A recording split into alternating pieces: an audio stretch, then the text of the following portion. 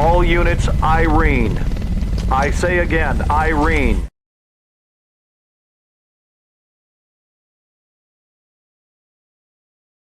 EP Magazine is starting another year of bringing our readers a wide selection of informative articles, helpful resources, and inspiring stories for people with disabilities and special healthcare needs of all ages. Sign up and read for free at www.epmagazine.com. Monotony. It comes in all shapes and sizes. Dull, tedious, just plain boring. But what is this? A contender, perhaps? Something unboring by the looks of it. Jabs right at dull, an uppercut to tedium, something that keeps you on your toes, keeps your head on a swivel, a knockout punch to your old, boring workouts. Welcome to Fight Camp.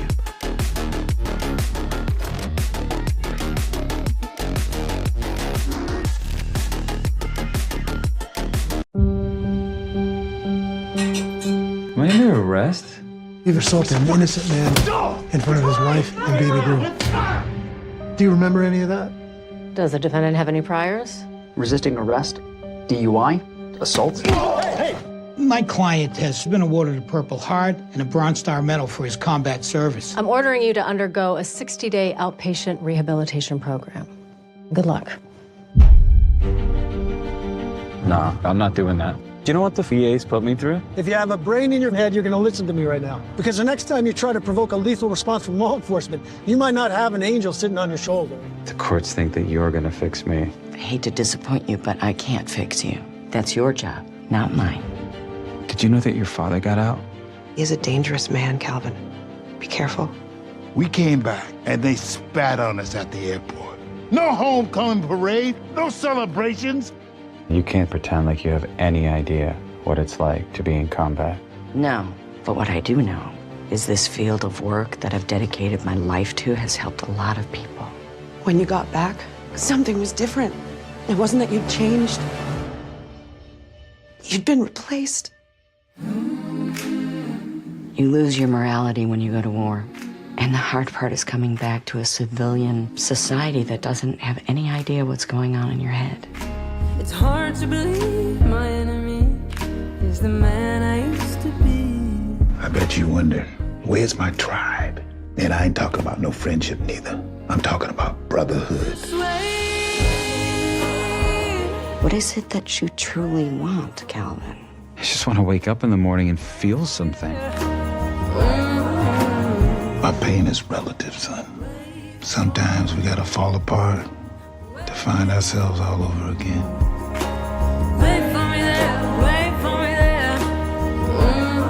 You were willing to give your life for your country.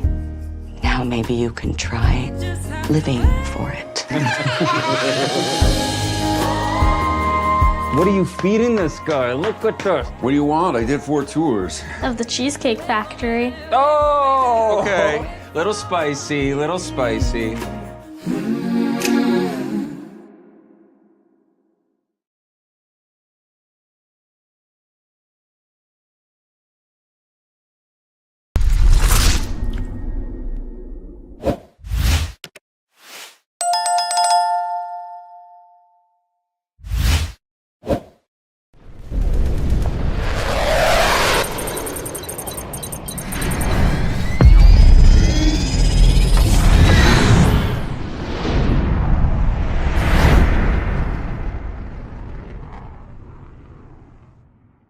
The movie, music, news, television promos, trailers, and videos used by Oscar Mike Radio are protected by the Fair Use Act.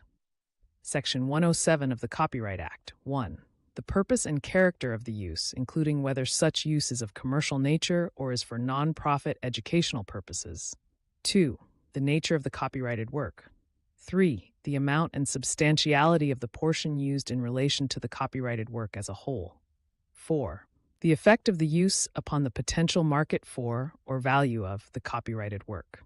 I joined the military to be a part of something bigger, and solving complex problems was part of the job. But when it came to my mental health, I had no clue where to start. Thankfully, you didn't need to figure it out alone. If the veteran in your life is having a hard time, you can be the one to offer help. VA has resources like family education about mental health challenges, couples therapy, and parenting courses, so you can help your veteran build a brighter future.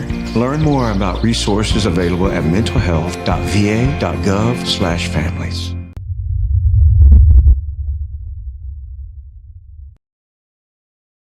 Hello and welcome to Oscar Mike Radio. My name is Travis, Marine Corps veteran and your host. Oscar Mike Radio is co-produced with Sinister One Productions. What's your podcast doing? I want to thank my sponsors, Joyce Asek of Asek Real Estate, Danielle Rocco of Echo 6 Creations, and my supporters, Case on Shaving Company, Exceptional Parent Magazine, and Fight Camp. Be your strongest combination as we count down to number 500. Special guest for you today, and I think a new one for Oscar Mike Radio after all these years. I am talking to an Olympic athlete, and you could sit there and make the argument that Olympic athletes in their own way serve our country with a very special situation, a very special, sense of advocacy and urgency, not only for his story, but also for veterans. I want to welcome bobsledder Will Person to Oscar Mike Radio. Will, thank you for joining us. Oh man, thank you for having me. I appreciate it. So I'm going through my emails, and this story came across my wire, if you will, about a bobsledder who competed in the Olympics, competed for a long time at a very, very high level in a very, very high speed sport, and it said, hey, there's a correlation with what Will is going through and veterans because of brain injury, CTE situations, and then what Will's trying to do to shine light on it. I started looking into it. I'm like, wow, I didn't know anything about this. And again, this is the best part of doing my shows. I don't know a whole lot, and I'm learning a whole lot at the same time. So we're going to get into all this in your story around advocacy and bobsledding and all that, but kind of just start us off with who Will is and how'd you get into bobsledding? I got tricked just like everybody else. That's a short answer. There was a tryout hosted by NBC. This was like in 1998. I was the fastest American at the time in the state of Utah. So they kept calling me, asking me to come out for this tryout. And I really didn't want to do it, but I said, no, it was my last year track and field. I said, why not? So I went out there, all these cameras on me, these hot lights. There was one bobsled driver there. And when it was my turn to do my tryout, I set a new record on the tryout, but I didn't know that. But what I did know is this guy's eyes were huge, like staring at me, like, so he puts his arm around me. He offers me $50,000 on not live TV, but on the cameras, NBC cameras, asked for me to race on his team for the next 3 months. And I gave him an educated answer. Sure, if it's a fair price. If not, we can negotiate later. But in the back of my head, I was like, I'm counting that money. I was like, yeah, consider that money counted, But what I quickly found out is he didn't have sponsorship. And I did the tryout was on a Wednesday. By that following Friday, there was an America's Cup race. I wound up racing, winning the medal. NBC ran that story on a show called Go for the Gold. And it was something new for me. It was different. And also at that time, I owned a youth treatment facility for kids and who were transitioning out of secure care. And so I was doing that too. So I was just loving life at the time. Take me through going in a bobsled, because here's what I see, Joe American on the watching the TV during the Olympics is there's three guys in this big long metal tube. Four. It's either 2 or 4. Oh, 2 or 4. Okay. So yeah. 2. And they get this thing, and it's like they take off like they're just every ounce of strength they have, and they jump in this thing, and it gets going real slow. And then all of a sudden, about 3 seconds into this thing just goes into hyperdrive. And I'm like, wait a minute. That's a very fast in a confined space with what appears to be no margin for error. Take us through what that's like, Will. Man, well, you just said it. It's not much of a margin for error. My job really, I'm the brakeman. I'm the guy usually all the way on the back. And so my job is really get that thing moving fast. And most importantly, at the end, pull the brakes and stop that thing before we shoot off into the forest or something.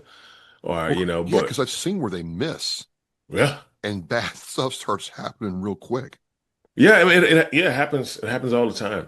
Happened to me before. Like I hate to say it, but yeah, it got me before too. But I just didn't I didn't let it get too far, but I didn't stop it where I wanted to stop it. But Is it a rush? Are you like in a rush situation when that thing is going around the corners? you know what? When you first start the sport, yeah, it's a rush. Yeah. But I tell you what, like for me, one of the things, my first red flag that I didn't catch, we were racing World Cup in Cortina, Italy. Matter of fact, it's where the next Olympics are going to be at. And there's a spot on the track where you hit this little bump, little ice bump, and most sleds go airborne. And so at the end of that run, all the guys on my sled, they were like, "Oh my God, did you feel that?" I was like, "Feel what?" I don't know. I didn't feel anything. Like, I knew what they were talking about, but I was starting to become numb to that stuff. So, but it's a rush in the beginning, but after a while it becomes a job like anything else. You train, you hit the weight room, nutrition, Oh, yeah. all that stuff, recovery, so on and so forth. Oh, absolutely. You have to. You won't survive that sport. It's just it's brutal. It's brutal. That's the thing that I didn't really know. Explain me why it's brutal, because again, for the layman out there, it looks like four guys are just jumping and going sledding, and it's just gravity's doing all the hard work. So what's so hard about it? And as I learned about your story, I got educated, but explain to us why that's so hard. What kind of car do you drive? I got a sedan with a 5-liter V8. Yeah. Okay, let's take that 5-liter V8 sedan. We'll remove the motor. Okay. We're gonna cut the top off. Now you got you a low convertible, right? Okay. Yeah. So imagine driving down your street. Our top speed is about 95 miles an hour. So imagine you doing 95, going down just a nice highway. Yeah. But you got a stoplight coming up. You got the right of way, and you got a left-hand turn to make. Come up to that stoplight. You cannot slow down. You cannot pull those brakes. You're going to accelerate through it, and you just turn the car. And that's what we're going through. And so what happens? There's a lot of force being put on you then, isn't there? It's the G-forces. That's where the G-forces come in at. Okay. And so that's the biggest problem right there. It's reported that we're doing 4 to 5 Gs. However, an article came out by New York Times in 2020. They tested one of the mildest tracks in the world up in Canada. You ever see that movie Cool Runnings? That's where that movie was shot at. Yeah. So they tested that track. There were spikes of 84.5 G-forces. And that's why everybody is sick in the sport. Everybody, when you leave the sport, you get sick. That's more than F1 drivers endure. Way more. Yeah, way more. And bigger. So, and the biggest thing is more than our F-15 fighter pilots. Like, I took those guys on a ride one time, and when they got out the sled, they were rattled. And it always sat with me. I was like, how could that be?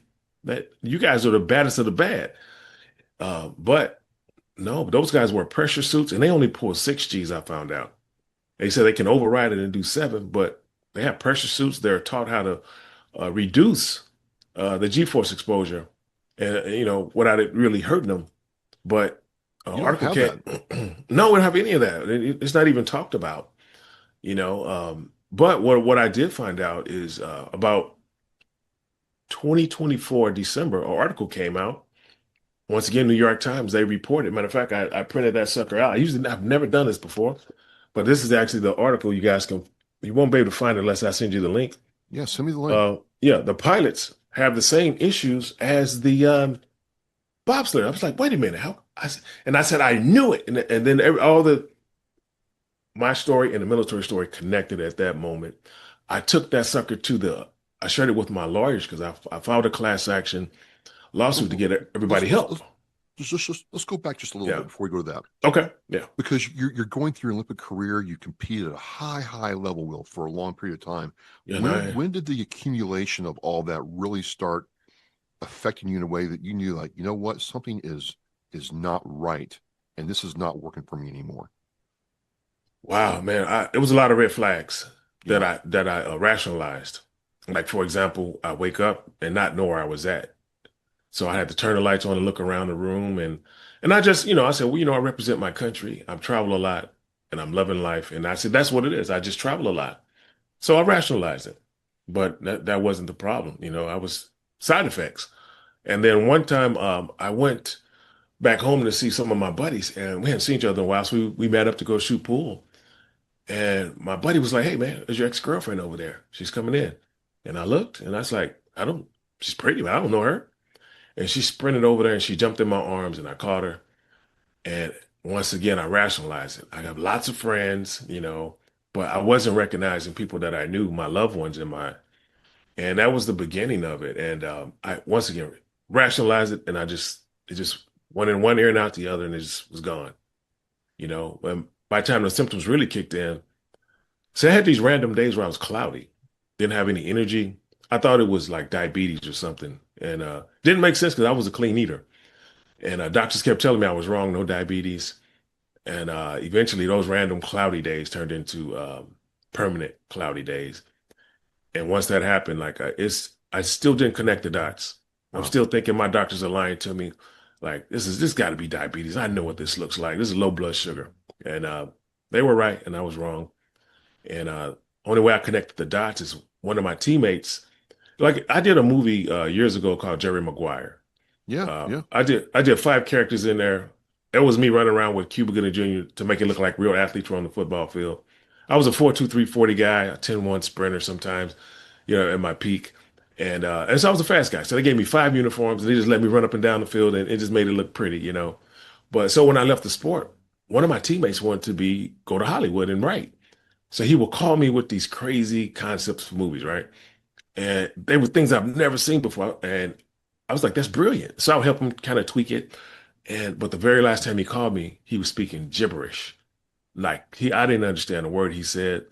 And because I owned a treatment facility and mental health was my background, I told myself every day, I got to help this guy. And my God, eventually I realized I got the phone call that he went to his family's factory and he hung himself.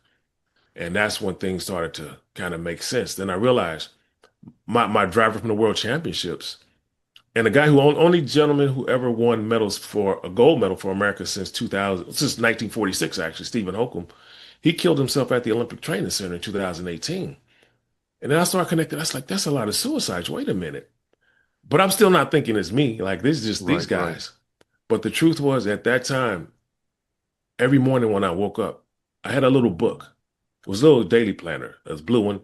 I opened it up. I had to figure out what the day is. Like, okay, today is Monday. Okay. Now, what month are we in? I always thought it was January or August. I was stuck in this little loop. So the answer is I didn't connect those dots. I didn't know I was sick, even though I'm watching people die around me. Even when there was an article came out called Sledhead, written by the New York Times, and it actually talked about the sicknesses of my teammates. I literally got on my knees and thanked God that all the symptoms missed me. And when I sent that article to my girlfriend, she circled some stuff and sent it to me. And the first thing I saw was noise sensitivity. And if you look at my glasses, they're slightly tinted. Right. I'm sensitive to light, sounds, and smells. Oh, wow. And actually, the truth is, the reason why I had to send that letter to my girlfriend is I broke up with her because she was talking too loud in the house. So I bought a little lake house in the Midwest just to get away from the noise. And that's what you're dealing with. And nothing is rational. Everything is just you're reactive. You're treating your symptoms. You're trying to survive. And at that time, when that article came out, my buddy Pablo's autopsy report showed up. He was in stage 4 of CTE. And for me, the truth is when he killed himself, I felt so guilty and I felt responsible because I didn't do anything. But the truth was I had taken the mattress off my bed in the bedroom. I put it in my living room. And so when I was talking to him, trying to help him, I was living on the floor between my bathroom and my kitchen because I just couldn't get up some days and I was crawling and it was just, man, horrible life, man. I think back, I just don't know how it was. Yeah, I'm sorry. So at that time, after that is when you went and filed the class action lawsuit? Well, no, I still hadn't figured it out. I called a bunch of friends. And since we don't talk very often, like we all just live in different parts of the country. Sure. And so I'm sharing this article with them and they're all saying the same things. Like, well, actually, first I'm calling. I didn't know about the article when I first started calling them. And they were telling me these bizarre stories. And then when I shared the article with them, they still said the symptoms missed them. And I told them all the same thing. I said, take this article, share it with your loved ones. And if you feel the need to call me back, call me back. And every single time my phone rang because the stories they were telling me were so bizarre. And I'm thinking, oh my God, it's got them too. But I still can't see it in myself. And that's what's so dangerous about this thing. Because, yeah, I'm sorry, go ahead. You're seeing everybody else go through this. You know where the problems are, but it's like you can't see it in yourself because you're right in it, right? Yeah, absolutely. Absolutely. What then changed that for you, Will? Oh man, Joe Namath. Joe Namath, really? Joe Namath, man. Yeah, he with the coat on the sidelines for the Jets. Yeah, of all people. Like he raced before I was alive. I mean, he was playing football before I was alive. So I remember watching him in an old movie, and I had man, that movie's so old. I had it on Betamax. This was in the '70s. You know, I would come home from school and put that movie in. It was C.C. Ryder. He was riding motorcycles. One of my favorite movies. But yeah, man, that guy, like my algorithm. See, I thought it was diabetes all this time.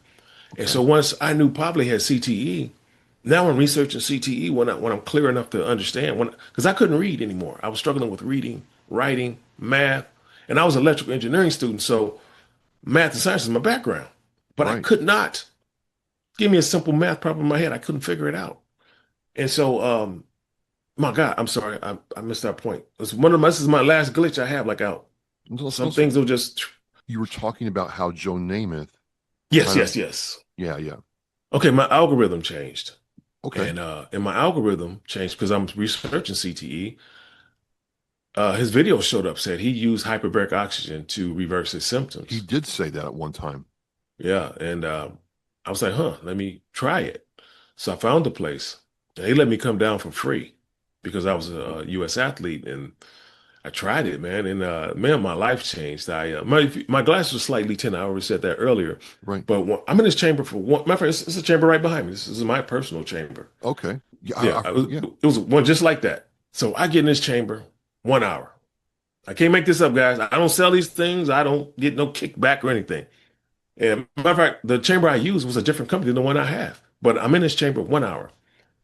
I get out. I grab my glasses. First of all, everything the colors are real pretty now. Everything's vivid. And I think I might not have been seeing colors for a while. I don't really know for sure, but I know everything was extra bright.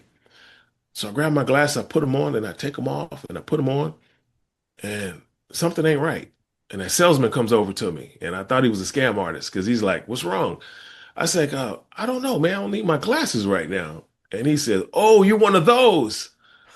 And here I'm folding my arms. I said, "Oh, come that salesman. He's going to get me." But I just bought the lake house to go die in. I don't have money left. I'm destitute at this point. So he tells me some people get immediate relief, and some people need 2 sessions a day for 30 days to get that same. And so I go home, man. If you need to edit this next part out, feel free. But I'm gonna give it to you. I'm gonna give you the real talk. Okay. Because your people are real people dealing with the same stuff. Right. And so I get home. I fall asleep on the couch about 9 o'clock watching TV. I wake up with this migraine. It's about midnight. And one thing about CTE and stuff, you get migraines, vertigo a lot. And so it's a bad one. I'm thinking, oh my God, did this machine hurt me? However, I had an erection and a migraine at the same time. And those are two things that don't go together. Right. So something was happening something was happening up there. Something was changing. And so I climb into bed. I go back to bed. It's midnight. And I wake up in the morning. It's about 9. Migraine is gone. Erection is still there. And I'm thinking, what is going on? And over the next few hours, all that cloudiness I had was gone. I had 6 days of clarity. I was like alive again. And I said, what was a fluke? Maybe it was psychosomatic. So I went back the next week on that Friday. This time I got 9 days of clarity. And then, my God, I had to buy one. But the truth is, I didn't have the money now. And by the time I tried to find the money, I was already back. It's like I never had therapy before, and I was gone again. But my dad showed up. One day I went to go pay a bill on my little phone app. It's $20,000 in my account. And I went, only one person could have done that. Wow. Called Dad. He said, go get the chamber, son. And and now I'm like Paul Revere. I'm screaming to all the Olympic athletes around the world, go find the chambers. And they said, we can't get them in our neighborhoods. We can't, regulations. And I said, well, I bought the lake house. It was really, I would call it my death house at that time. And I was like, I got the thing. I got the machine. You let me know when to come down. If you need 30 days, I got you, And so this is how this started, man. And yeah. you had to suffer for so long before you started getting some help and getting some relief. Yeah. You started getting some relief. How did your life change when you started coming back, if in a manner of speaking? Well, man, I just my routine every day. There was this loop in my head. It was like I said, I was a counselor before. I was a program director. I owned a treatment facility. So I taught these hundreds of people, probably. I try to say hundreds. I had a little routine I would teach them. Like, if you're suicidal, I always tell them, man, what's the rush? What is the rush?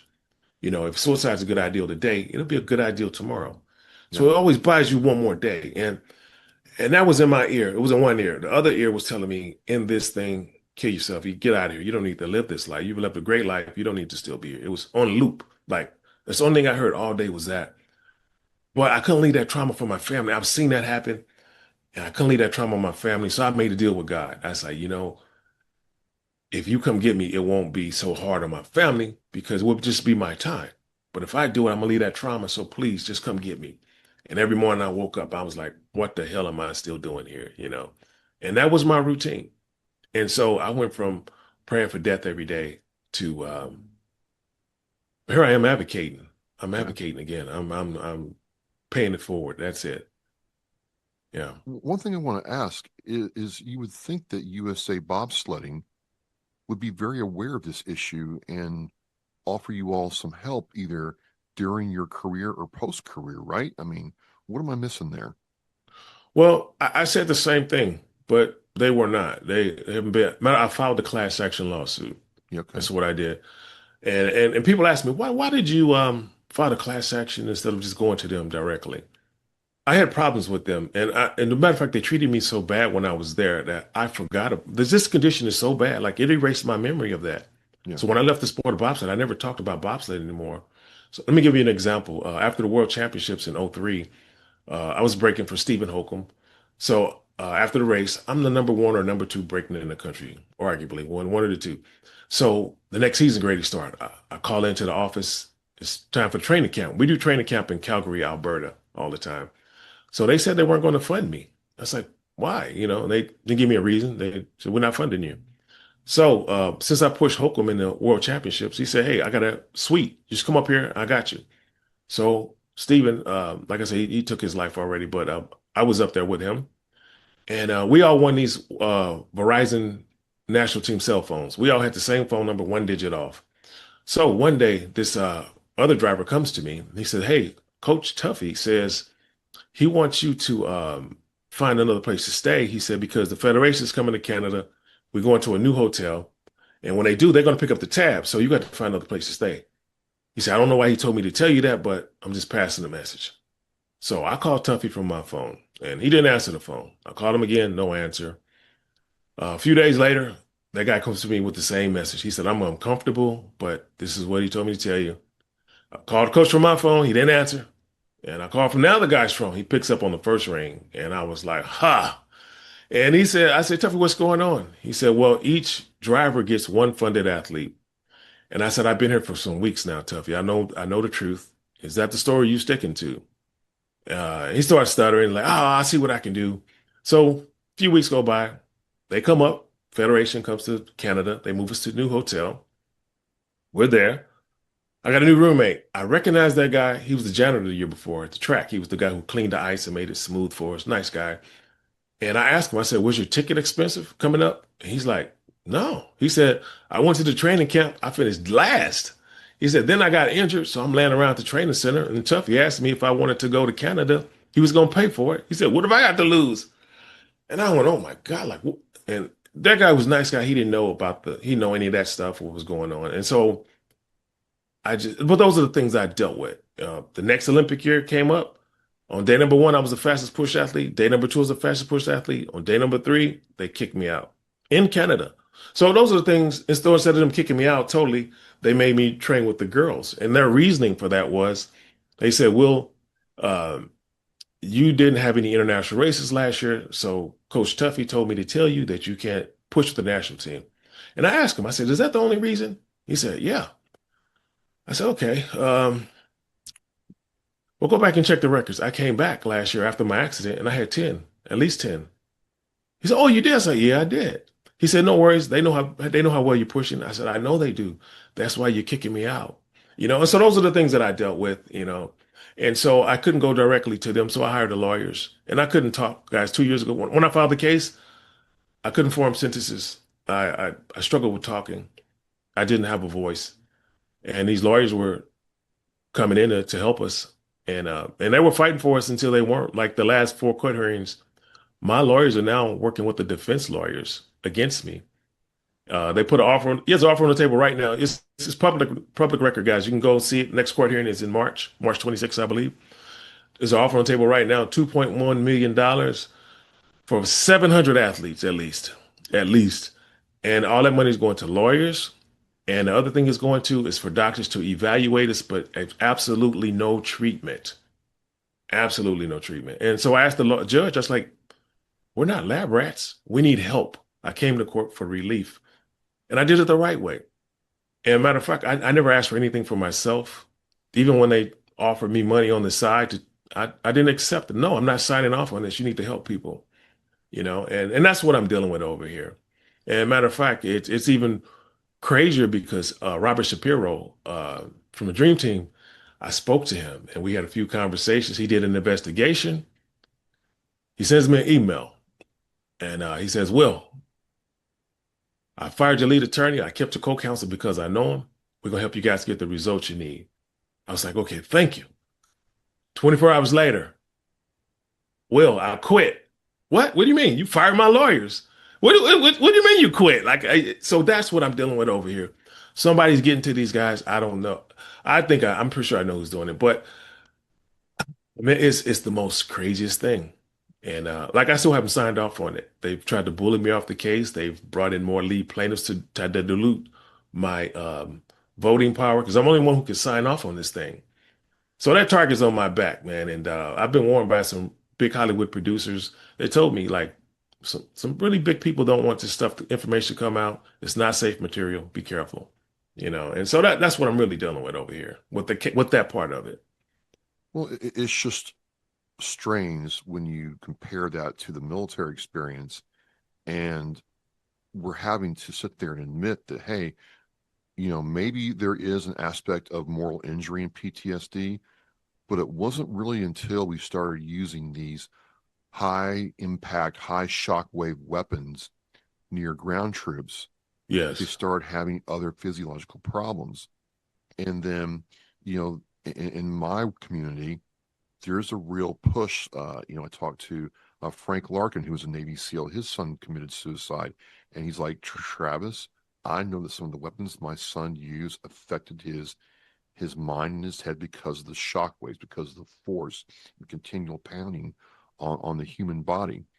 Yeah. So I think, I don't think I know there is correlation between you and the military. Have you been able to talk to anybody on the military veteran side to see how the experiences match up? Absolutely. But matter of fact, before I go on to that, I want to make sure it's clear for my class action. I only ask for 2 things. One, transparency. This is non-negotiable, I told them. Warn the new generation before they get in that sled. Warn them before they ever start. Number 1. Number 2, take care of my guys. I want to make it clear. I never asked for money. I never asked for anything for myself. I was dying. I thought I'd be dead before the case ended. And before I found the hyperbaric stuff. So, yeah. So, okay, now we can. So and the transparency is kind of like what they do with football now is, hey, if you participate in football, you have a chance of having CTE or head injuries. Yeah, actually, that was, I just wanted people to know. But even though they haven't started warning and they're fighting me on it, one of the Olympic athletes just retired because of concussion issues last week. And also last week, the Swiss team boycotted a race, and they might be boycotting the Olympics because of, they said, safety issues. So the Olympics athletes around the world are listening to me. They're listening. And so I'm like, I thought my voice was silent. I thought they weren't, but they are. And we're gonna have to make them reform the sport. Just take the G forces out. What do we need to be pulling 84 Gs for? That's ridiculous. Right. This is ridiculous. But the connection between the military, see, you guys are coming back. They're getting diagnosed with PTSD. That's the blanket umbrella, right? But there's studies out here now. I'm not sure if you know about them, but they're checking the brains now of some of these guys, and they're finding. I think they checked 125 brains, 75 had CTE, and so it's the same thing with those waves that's getting them. It's the same thing with us. It's the G forces. It's not even the concussions as much as the forces, And so, yeah, most military guys, you guys, like, I'm not saying PTSD is not real. I want to make sure that's clear. Correct. I didn't get that at all, but you're right to say that. I Yeah. believe it is real. I believe there is a moral injury aspect of stuff you see, but more and more, it's like, hey, Trav, my son was not in a moral injury kind of state. He had, in fact, when I talked to Frank Larkin, almost verbatim, he's relaying the same kind of symptoms his son had that you had. They're identical. Exactly. And the Yes. difference between you and him is they couldn't get him to an HBOT therapy place in time. Man, I have one in my home. It's sitting right here behind me. If anybody can see this video, that's what that 8-foot thing behind me is. Now, and what's that actually do? I mean, you lay in it and it seals? They got different kinds. They have some you sit in. They have some you can put a wheelchair in. They have metal ones that are huge. You can put 6 to 8 people in. Yeah. There's so many different kinds. This one I can travel with. I can take it wherever I go. Really? Yeah, absolutely. Man, trust me, I've been helping save people. Yeah. How many times a week do you use it? Well, starting out, I was doing 5 days a week. And see, a lot of people get permanent relief. Some people have to keep that maintenance going on them. I happen to be the latter. So if I go 30 days without treatment, I start to get a little fuzzy again. And so I have a system in place now. I know what my red flags are now. Before I found HBOT, I would give myself a simple math problem that had 2 steps to it. If I couldn't answer my own math problem in my head, I knew that day, don't buy anything big, don't sign any contracts, don't do anything important. Because I could literally on that day, I would walk out and get in somebody else's car who's not mine. I was getting lost in my own neighborhood. Like those are things I was dealing with before this thing showed up, but I learned to use those red flags to save me. They protect me now. I know what they are. I'm sorry. What was your question? I tell you, this is my glitch right here. This is no. Yeah. It's fun. You kind of answered it. I'm like, how is it effective? How often you use it? And Okay. You're aware of your body to a point where, okay, I'm not going to go 6 months without using it. Okay, I can't do the math problem. I'm in the chamber and I'm getting well. And I think you touched on something else. Is for some people, you're right. I've learned that they go through the HBOT program and they're fine. But some people do need continual maintenance, and I think that's an important thing to talk about. Yeah. As we're talking, I buried people who from PTSD and stuff like this. How can we support what you're doing and help you help us? Well, man, I'm glad you asked. I had a meeting yesterday with the military. They have blessed I'm trying to be careful what I really say here today. Okay. But we are a 501c3. The state of Missouri has opened up HBOT for veterans.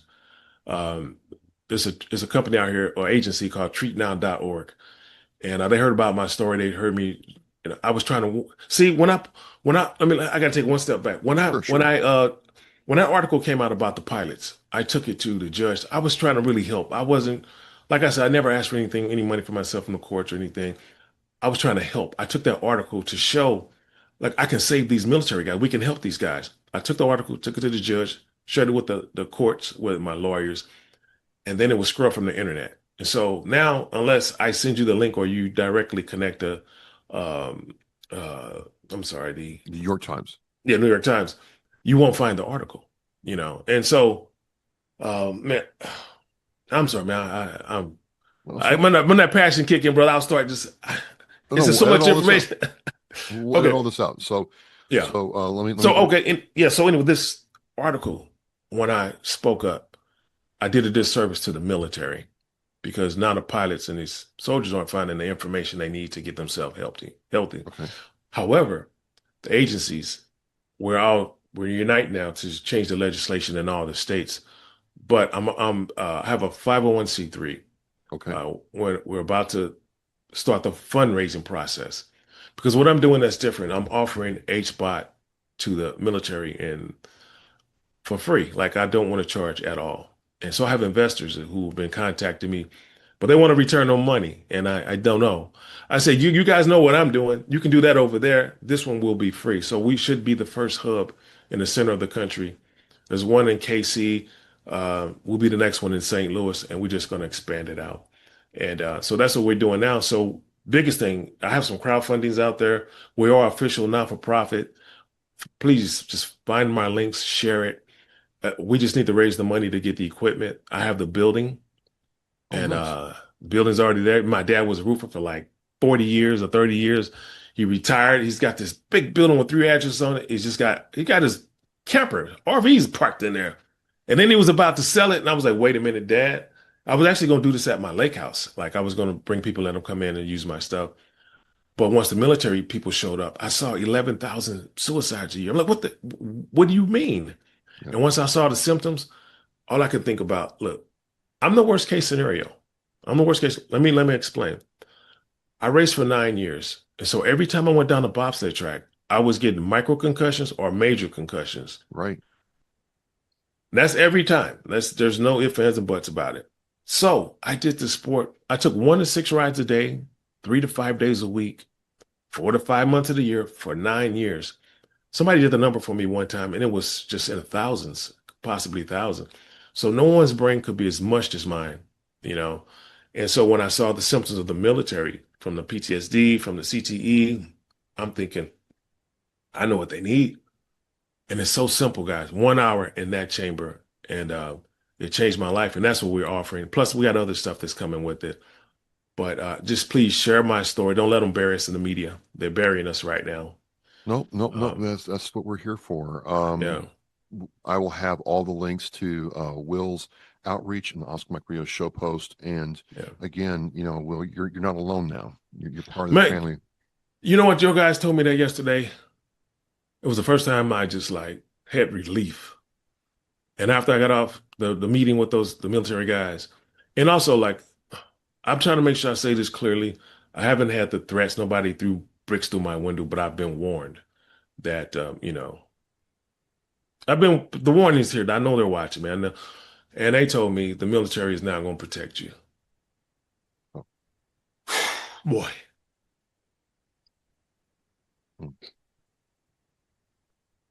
Well, there are veterans out there that want to take care of their own, and if we get our hands around you, we're gonna put our arms around you, brother. Well, they already did, man.